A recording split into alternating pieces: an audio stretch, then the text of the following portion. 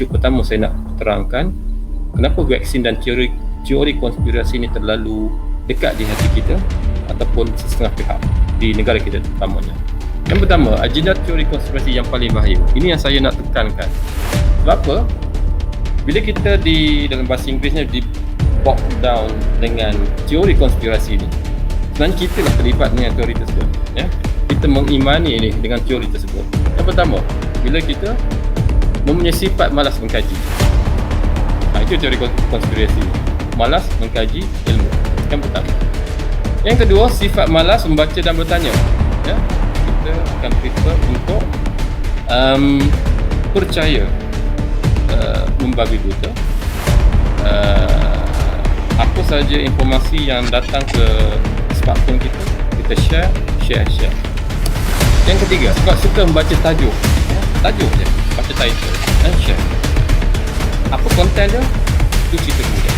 Kita tak baca pun, ya, kita forward. Kita memang sebenarnya pakar share dan forward.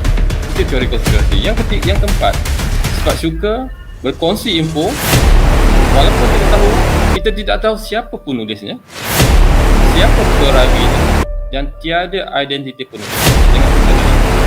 Bermula pada malam ni, tuan-tuan perempuan yang saya katakan, kalau ada sesiapa yang berkongsi dengan tuan-tuan perempuan yang tidak ada nama penulis, tidak ada identiti, tidak ada perawi, jawapannya jangan share. Yang kelima, sifat suka menjadi hero ataupun info breaker ataupun news breaker. Saya lah orang yang pertama yang share, yang menceritakan walaupun konten dia tak tahu. Apa benda konten ni, wallahualam tak tahu. Yang keenam, menjadi pakar semua perkara dalam sekelip mata. Tuan-tuan, perempuan dan saya kasih sekalian, kalau sesiapa yang belajar perubatan, dia akan lalui sekurang-kurangnya 5 hingga 6 tahun untuk menjadi seorang doktor dan membuat servis sekurang-kurangnya 3 tahun servis wajib. Kemudian membuat kepakaran 3 atau 4 tahun sama ada master, clinical, PhD dan sebagainya. Kemudian membuat sub kepakaran. Maksudnya sekurang-kurangnya 10 tahun atau 12 tahun seseorang itu baru boleh digelar sebagai pakar.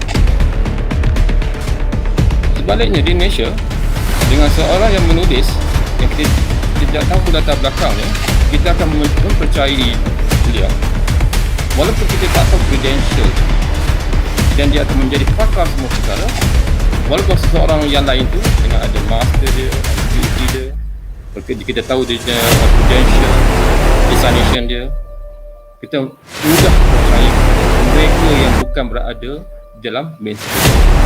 Terusnya, teori konspirasi akan terbukti sekiranya kita tiada asas dalam mengkaji, interpretasi dan prinsip knowledge kritik tidak di-establish dalam ilmu sains. Jadi perlu ada asas sebenarnya untuk memahami ilmu sains ini. Kena ada background atau latar belakang supaya kita faham di mana selok-belok membuat interpretasi ilmu tersebut. Dan kita juga, sebahagian kita, tidak semua, mempercayai bahawa tuduhan ilmu sains vaksin adalah sesat dan boleh memesongkan akidah.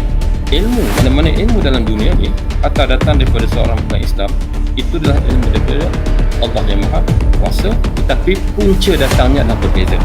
Ya? Ada juga setengah pihak menggunakan kedudukan dalam agama dan menyampaikan sesuatu yang tidak tepat serta mengelirukan.